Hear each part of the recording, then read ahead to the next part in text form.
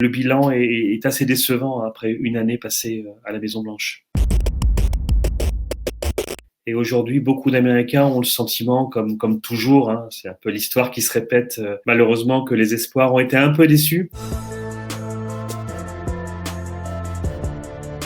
Et effectivement, les taux d'approbation du président Biden s'en ressentent, puisqu'il a perdu environ 10 points depuis son élection. Il est aujourd'hui à 43% d'opinion favorable, ce qui est le taux le plus faible pour un président depuis la Deuxième Guerre mondiale, à l'exception du président Trump. I pledge this to you.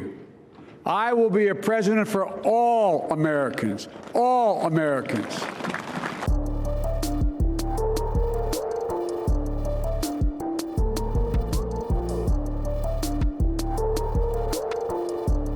Here's a critical thing to understand. The world is changing.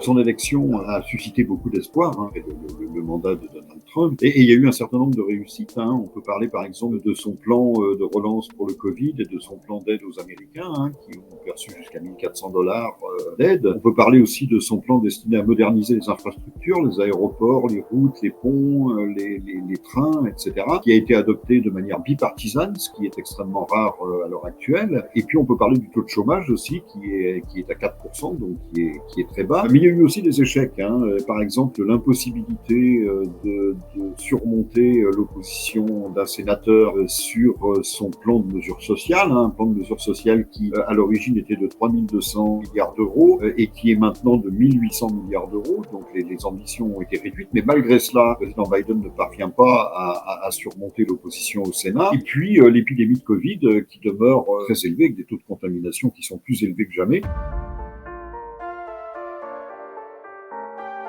This variant is a cause for concern, not a cause for panic.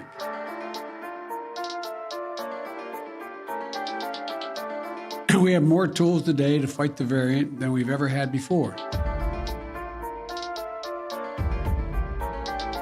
Joe Biden tient un discours beaucoup plus responsable. Et on avait reproché à Donald Trump un discours irresponsable sur la pandémie. Un discours qui tenait trop peu compte des réalités scientifiques. Et on se souvient de ses conseillers qui étaient atterrés de l'entendre prononcer des recommandations totalement absurdes pour lutter contre la pandémie. Donc Joe Biden, depuis son arrivée, c'est incontestable, s'est entouré d'une équipe très brillante, d'experts, et tient un discours qui est beaucoup plus important. La difficulté pour Joe Biden, c'est la pratique.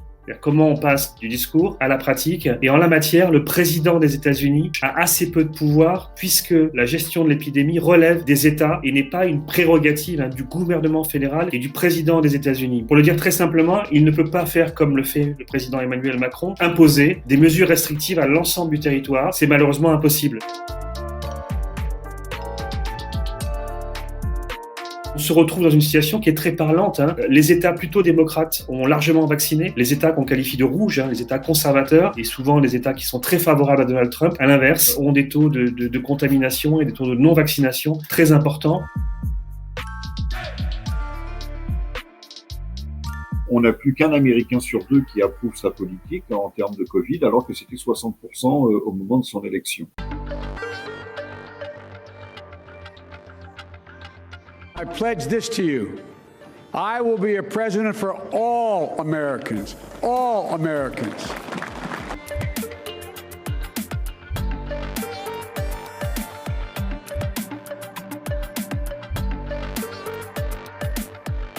Je crois malheureusement que en la matière, c'est véritablement un échec. On sent bien que l'Amérique est toujours aussi divisée. On sent encore des tensions très fortes dans le pays. On a récemment eu l'épisode du fameux Let's Go Brandon, qui est devenu un terme codé pour insulter le président des États-Unis, qui a été même utilisé récemment pendant un entretien avec le président par un supporter de Donald Trump. Yeah, I hope you guys have a wonderful Christmas as well.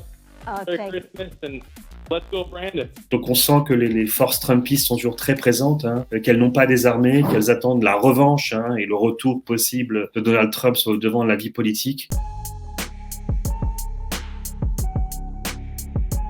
Alors, il y a eu une inversion de la courbe pendant l'été.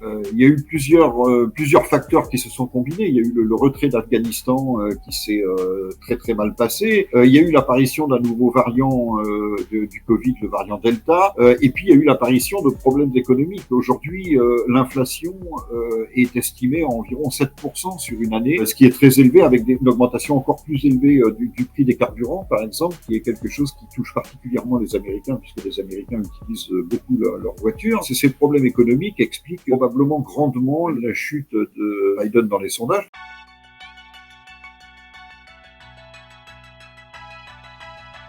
La deuxième année, elle est véritablement centrée, focalisée sur les élections de mi-mandat qui auront lieu en novembre et qui sont décisives pour Joe Biden puisque peut se jouer à nouveau les soutiens en Congrès. Et on a vu que pour un certain nombre de réformes, notamment les réformes plus sociales, il manquait de voix au Congrès. Et donc, il faut véritablement qu'il aille chercher les voix, qu'il aide le plus possible les démocrates à remporter les élections à venir. S'il perdait ces élections, il est certain que son mandat serait en partie mis en sourdine pendant les 2 dernières années.